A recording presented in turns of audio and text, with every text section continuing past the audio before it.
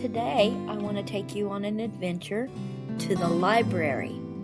Shall we begin? In the heart of Alaska, there was a grand library known as the Arctic Archives. Now, this library wasn't just special because of its vast collection of books, but also because one snowy day it had an unexpected visitor, a young polar bear cub named Pippa.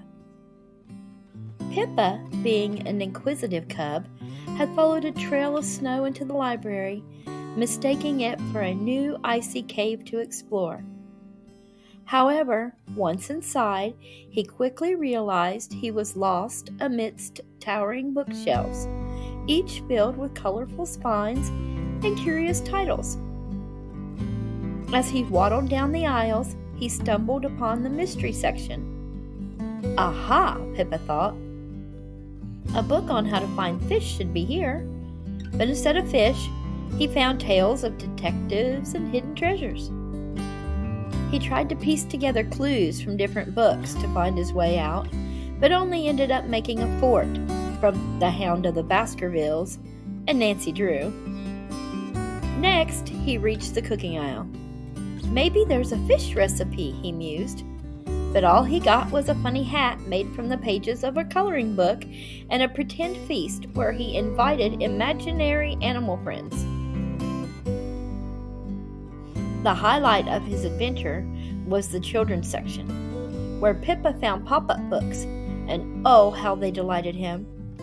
Each time a paper tree or animal jumped out, Pippa would tumble backwards in surprise, only to burst into giggles. All the while, the librarian, Mrs. Finch, had been observing Pippa's antics.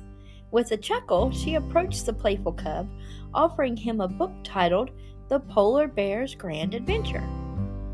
Intrigued, Pippa sat down, listening intently as Mrs. Finch read aloud, making the story come to life. By the time the tale ended, Pippa's parents, having tracked his snowy footprints, arrived at the library. They were relieved to find their mischievous cub safe, engrossed in stories and surrounded by new friends.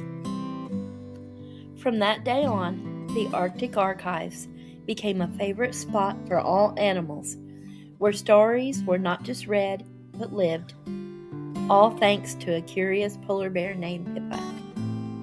And my question today for you this bedtime hour, if you were in a library, which section would you explore first?